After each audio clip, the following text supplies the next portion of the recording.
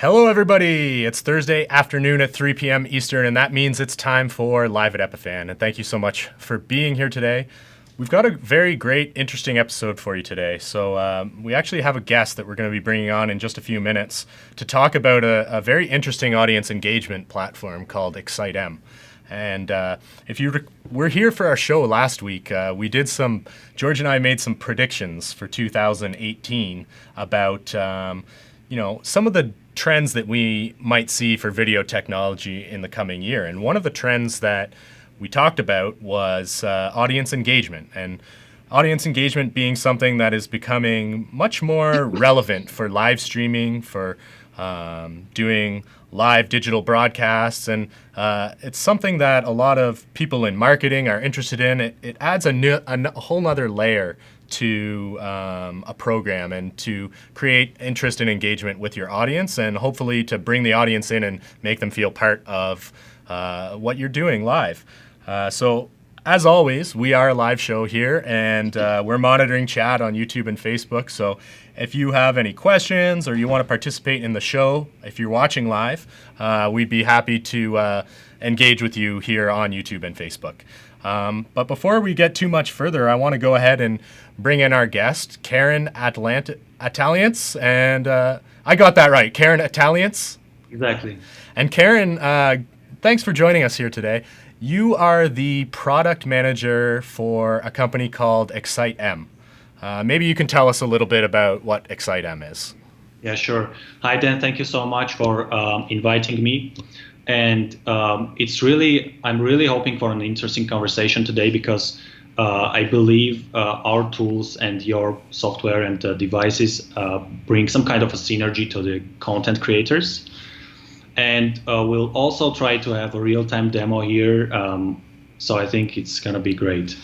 Our company was founded 6 years ago, and the first tool we had was the Swift Polling, which is a self-service platform for basically events. You can create polls, and then you can collect responses and votes and present to your audience.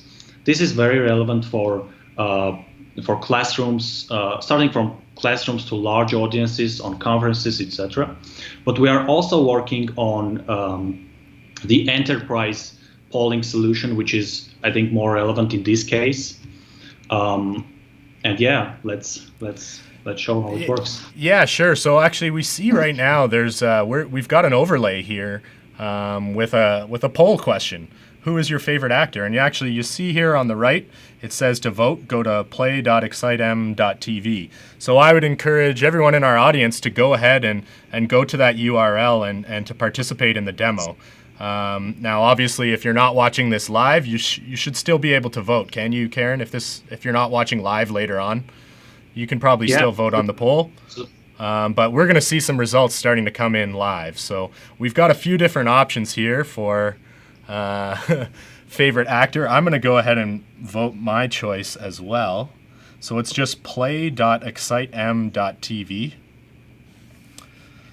And you're presented, as you can see, it actually looks really nice on my mobile device. It's a really nice layout with the graphics, and I'm presented with 4 options. So I'm going to go ahead and make my vote. I don't want to put any false impressions on our audience by saying who I'm choosing right now. We want to get the most honest results possible. Yeah, let me vote as well. Okay. This is fun. Now I see after I vote at the bottom, it gives me the option to go to the next question. So exactly. I'm going to do that as well. And it's we have lots of questions there. And you can go through all of them or just stop at any point. Very cool. So I just voted on my favorite sport. Okay, and we see the results continuing to come in here live. So it's pretty cool how this is all updating in real time. I got to ask, how much latency is there between someone casting a vote and it appearing on the overlay? There's almost no delay. It's in real time. That's why we always call it the real-time results. And whenever you tap on an option on your mobile device, or there are some other ways to vote as well. and we grab the results immediately and update on the on-air graphics as well here.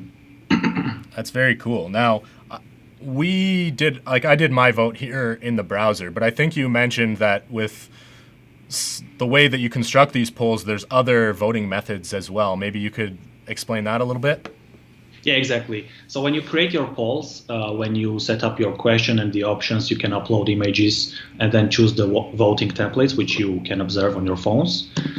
There are 4 ways to start gathering votes, actually. It's the text voting, it's the HTML5 widgets, which we have on our mobile devices. So that's like voting by SMS? Like text message? Exactly. Okay. Yeah. And then we have Facebook and Twitter as well. So you can connect this poll, the one that you have created, to a Facebook poll on your page, for example, and then we will aggregate the results from there. And wherever users interact with the results, these results are updated in real time. So it's the dashboard, it's the on-air elements, which we see in the lower part here, in the bottom, yep. And in the HTML5 widget as well. And then we have Twitter voting as well, which works with hashtags. And whenever someone puts one of the hashtags you have specified for your options, we grab them as votes. So that's it. And there's a nice feature. You can have the dashboard generate a tweet for you based on your question and the options. Mm-hmm. And then you can tweet it directly from the dashboard. You don't have to go to Twitter. So we have tried to do everything that so that our users basically create their poll, set it up, and don't have to do anything else on Twitter or whatever it is. So you're saying that I want to ask about, I mean, what I'm seeing here with the overlay, I must say it's nice because it's got a little bit of the live animation happening there. It's got, nice readable graphics. All of that graphic and design elements of the poll, is that something that typically you guys create, or is that something that your customers will provide to you? Yes, we do design them and then build them and connect to your account, for example. Usually our clients give us some kind of an inspiration, their website or some color scheme of a specific campaign, so that we can make it look an organic continuation of their brand.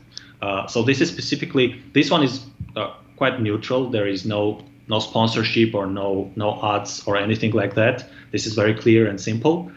But usually there are some specific colors, sponsorships, and there are ways to monetize as well.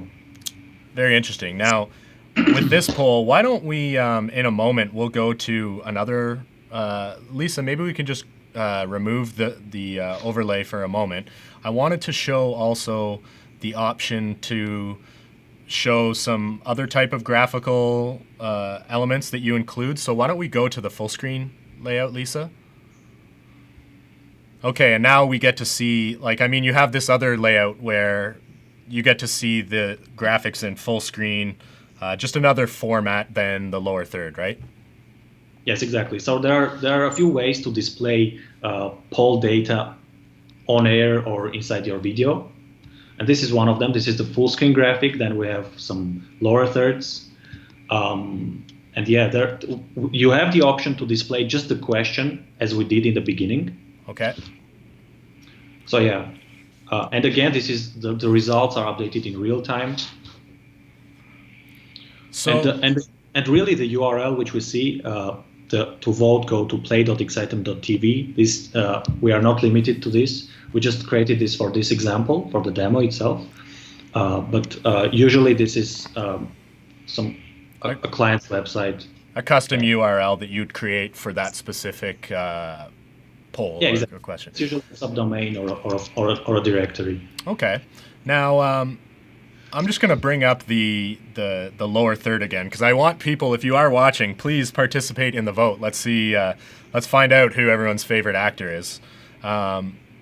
But I wanted to ask you, here we're seeing an option with basically a simple question poll with 4 options. But I think you were telling me there's some other types of interaction points that you can use other than just a simple 4-option vote. Is that right? So maybe you could explain that a little bit? Yeah, exactly. So the second screen experience, which we are discussing right now, the polling widgets, which our voters see on their mobile devices. So there are many ways you can vote. It's not just tap to vote. You can have sentiment analysis. You can have sliders, and the results can be shown in different ways as well. So here we have just the percentages in the lower third. But in the full screen graphic, as you saw, we had the progress bars as well. And these progress bars can be semicircles, or basically, it really depends on the design. There are many ways to show the results, many different arrangements of elements. So here we have the options in a row, but we are not limited to this at all. Very cool. Now, if anyone watching has any questions for Karen, we are monitoring chat. So if there's anything you want to ask him, please do put your questions into chat. Now, one of the cool things that I think you showed me before, Karen, was I think it was for a basketball game or something, and there was a dial that you could adjust for who you think is winning throughout the game. So that was kind of interesting. So it would be tabulating who's winning the game based on what the audience sentiment is. Yeah, exactly. That's what we call the sentiment analysis. And then again, there are a few ways to collect this sentiment. It can be a bar with a central button, which you can slide to the right or to the left if there are two teams. Mm-hmm. But we also had the software version of this hardware dial, which they used to have in closed rooms during debates to collect the sentiment. But the good thing about the software version is it really works on any smartphone, and you can distribute it to millions of people, not just 100. So this gives a lot more freedom in collecting responses and knowing everything more precisely, I would say. If you're asking a question, sometimes you want to know whether people know about a specific subject. This is the case when polls are created during news broadcasts or similar. Okay. But in some cases, you want to see what they feel or think. And in this case, the sentiment analysis is exactly what you may need. Now, when you're doing a sentiment analysis or a poll, obviously there's a lot of data coming in from the audience. So once that data comes in, I'm assuming that's not the end of the story. I'm assuming that probably that data can be used for all kinds of different things. Maybe you have some experience with that? Yeah, absolutely. So as I said, people want to know, our clients want to know not just if their audience is aware about some subject. They also want to know what they feel. And there are many more metrics that we can collect from the HTML5 widgets to basically know how they interact with it exactly, how much time they spend, and similar things. And then that data goes back to the customer, and they can use it to obviously gain some analytics for their audience, or to learn about product. What people think about their product. I'm sure there's many different ways that data can be used.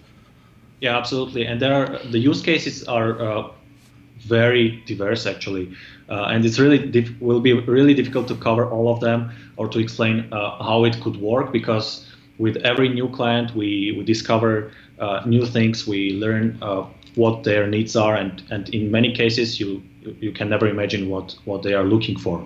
In the case of marketing and PR campaigns, you would want to collect your customers' information, such as emails, so that they opt in.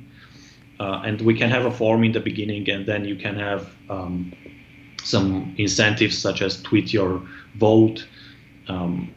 So there are many ways this can be done. And the good thing about the HTML5 widgets is they give us the flexibility to basically achieve almost any objective for a specific campaign, for a TV station.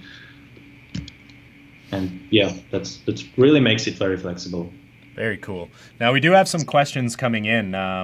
BBI Production is asking, how does the results overlay actually work? So maybe we can show a little bit sort of behind the scenes of what's actually going on here and how we're bringing this overlay into our show here on Live at Epiphan. So, Sure. Lisa, why don't we go to the layout? What was it called? Why don't we go to the tour so we can show behind the scenes a little bit what's happening here? So this is actually just running in a browser tab right now, and with a chroma key. And that's how I'm bringing it in, is we're just actually running the results overlay right here on a laptop. Now, this could be, I'm assuming there's other ways that you can bring it in, but the chroma key seems to work pretty well for us, just running in a tab. And maybe you could tell us why you decided to go with a chroma key and how that came about. This is the easiest way, and we observed when we were setting up this demo. I mean, it really takes a couple of seconds to extract it. Yeah. This is fast, and when you need to switch between different graphics on the fly, this makes it really easy. And we also have scheduling for overlays. You can basically schedule when each of them appears in your on-air mode, what we call the on-air mode. That's a separate tab which will be replacing them as you go through your show, so that it's easier for you to work and it doesn't require much effort. Yes. We do have some more questions coming in. While I'm going to get to those questions in a moment, I'm just going to show here, this is sort of the behind the scenes dashboard, ExciteM dashboard. And it's got, I can see my results, obviously. I can also see my various overlay layouts and manage all of my polls. And there's an on-air mode and a scheduling mode where you can set, I think, timers for different elements to appear at different times.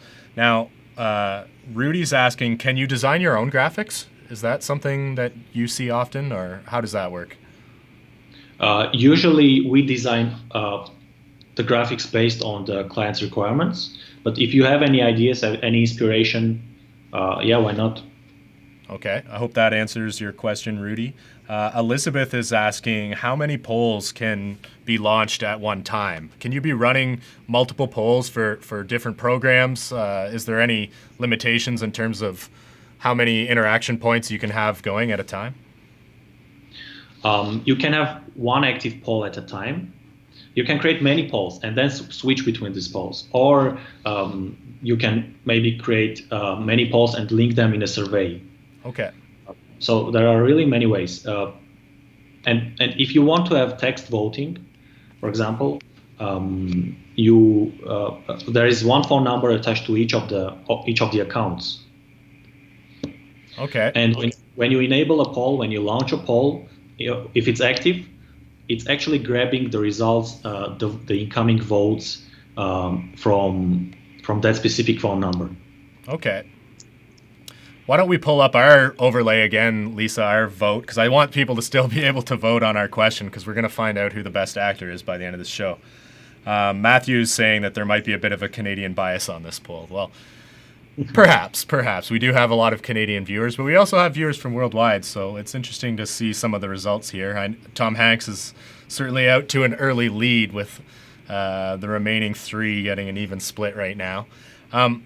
So Karen, you mentioned before, lots of different use cases. So I'm assuming you probably see, we're doing a pop culture example right now that could be relevant to, broadcast television programming, for instance, the major broadcasters. I'm assuming you probably work with some of these major broadcasters, but maybe you could talk about some of the other use cases. You mentioned conferences and other applications outside of just live broadcast. Yeah, sure. So you are not forced to use the on-air elements for your polls.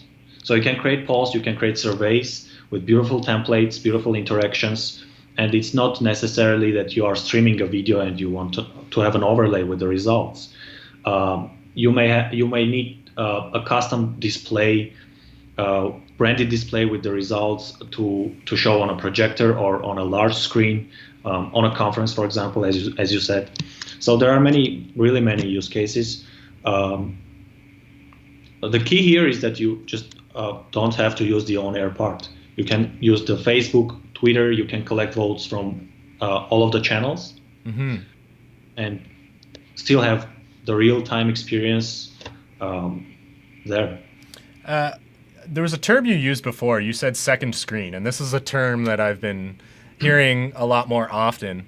Maybe you can kind of explain what second screen is and why we're hearing this buzzword more and more. Yeah, I think the key here, it's important to understand that most of the people who are watching, who are, let's say, consuming content on the internet or on TV, they are doing it simultaneously on many devices. And the second screen is the other device that we are using right now. So if you want to really understand what's the interaction, what's happening, and if your viewers really are paying attention, I think it's second screen, the polls, the questions, and the surveys are making it really easy, because the content creators, I believe, not only are focused on delivering their video content with the highest quality possible, but also they want to know whether their audience is actually paying attention. And polls and our platform helps to achieve exactly that, to know what's happening. Or sometimes they need to prove that their audience is it's one thing. I mean, we've talked about it before here on this show of what is a view. Like what we measure so much of our online video experience by views and clicks, but to actually be able to prove that someone is engaged and paying attention is nice. And I think this is probably a very good way of doing that. Now, I do have a question coming in from Matthew Gowan. He's saying, how often do the results update, and is it set by the client? So is there a way you can set the polling rate, I guess, or is that a fixed ratio, or how does that work? No, by default, the results are updated in real time. So as soon as you vote, as soon as you tap on an option on your phone, we grab the result immediately and update in the graphics at the same time. Very cool. I don't know a use. I mean, I just want to ask, why would you want to limit that? So if you could share your use case, that would be useful, I think. Yeah, Matthew, if you do want to, please let us know why, if there is a reason why you might not want your results tabulating in real time. That would be interesting to know. Yeah, you can actually disable the results in the poll itself on the second screen, so that your voters don't see the results when they vote. Okay. I guess that makes sense, because then they'd need to stay tuned into the show, perhaps to the end of the episode, to see the results. Exactly. That could be fun. I mean, that's certainly something that I think is interesting, is this adds another element of engagement. I think it just adds a layer of fun to whatever it is you're doing. I mean, people love sharing their opinions, and this is an easy way to do that. It really didn't take much time or effort. If it's too much effort to vote on a poll, then I don't think people will do it. But this experience seems like it's pretty seamless. Yeah, exactly. And I think not displaying the results inside the poll may work if you so basically that's how you connect your audience to your video content. You get them engaged, you have them play and vote. You can create competitions and assign correct options for your questions, and then have them compete against each other, collect points for correct options. Oh, cool. And then you can display the leaderboards. You can have them log in, sign up. So this is a complete kind of gamification, I would say. And we had an interesting use case recently with Views.tv. They had their show Trivial Takedown. Right. Now, some of these live trivia shows are becoming quite popular. This is a very fast-paced show. There are two contestants. They are answering questions, and similarly, you are answering questions on your device as well while you watch, actually. And then they used to display the question before going on a commercial break, and have everyone play during the commercial break. And when they are back, they would resume and show the results and the correct option. So that was really interesting. And we do have some more questions and comments coming in. So Matthew was just saying, no, he personally wouldn't want to limit the polling rate. He was just thinking that the updates would be pushed on a set time schedule. So he actually loves the fact that it is in real time. Elizabeth was asking, can she limit the number of votes? So maybe you wanted to only allow 1,000 votes or something. Is there a possibility to do that, or have you heard any similar requests from your customers? Yeah, I think so. You can limit the number of votes everyone can place. So you can put, currently it's set to 1 right now, I believe, in our polls, but you can set to unlimited or a custom number. So it's up to you. It's interesting to think about how you want to limit the overall responses for your poll. Mm-hmm. Yeah, that's a good point, actually. Okay. Now, you mentioned another term, gamification. That's another sort of buzzword that I think is becoming more popular. Is this something that you're hearing? Like, I guess what I'm trying to ask is, where do you see this technology heading in the future, and what's sort of your outlook at ExciteM for the next, couple years? Yeah, I think that's a very good question, actually. We believe that there will be more interactions with the widgets, with the polling widgets on the second screen. We know many ways to place your vote or to submit an answer, but there will be more, definitely, because this gives you a lot of flexibility and more ways of engaging with the show. That's what it means, actually. And then you probably will be able to track more interactions with the widgets over time. This is a growing demand. All of the vendors in this market need to address, I believe. We will have, I think, better visuals, better touch and feel the way you actually play with it. And I believe there is some place for more intelligence here as well. Because we get asked more and more frequently, not just what happened, how many votes there were and similar, but also what can you tell me about my audience? So if someone basically answered yes or no, what do we know about this person? And that's the data that actually is not very difficult to collect. But there just need to be more ways to display it in a relevant manner. Sure, more ways to interpret the data. And I'm sure as this sort of two-way feedback continues, there's going to be probably more ways to analyze that data and to make actionable intelligence from that data as well. That's exactly what I meant. Perfect. So, Karen, if people want to get in touch with you or they want to book a demo or learn more about ExciteM, what's the best way for them to do that? I think they can just, whoever is interested, they can write to my email, karen@excitem.tv, or just go to our website, which is, I believe, in the description, and just request a demo, and we'll be in touch very soon. Okay, so in the YouTube description, if you're watching on YouTube, you'll see a link to ExciteM TV. That's their website. You also see it here on the screen, right over down here at the bottom.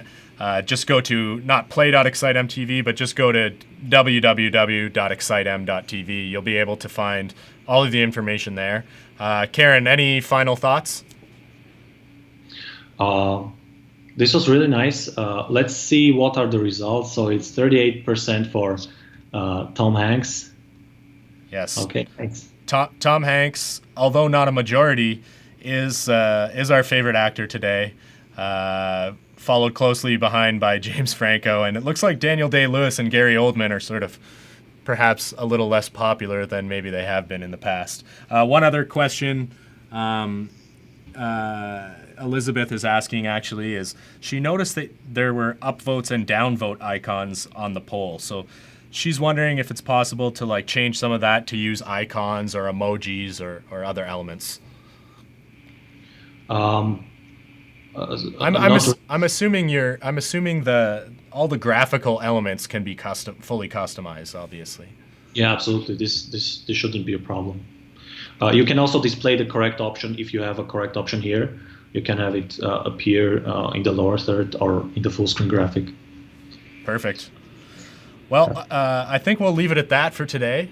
Karen, thank you so much for being here and giving us some insight about the value of audience engagement and also sort of where you see things going in the future. If anyone does have any questions for Karen, you can email him, karen@excitem.tv.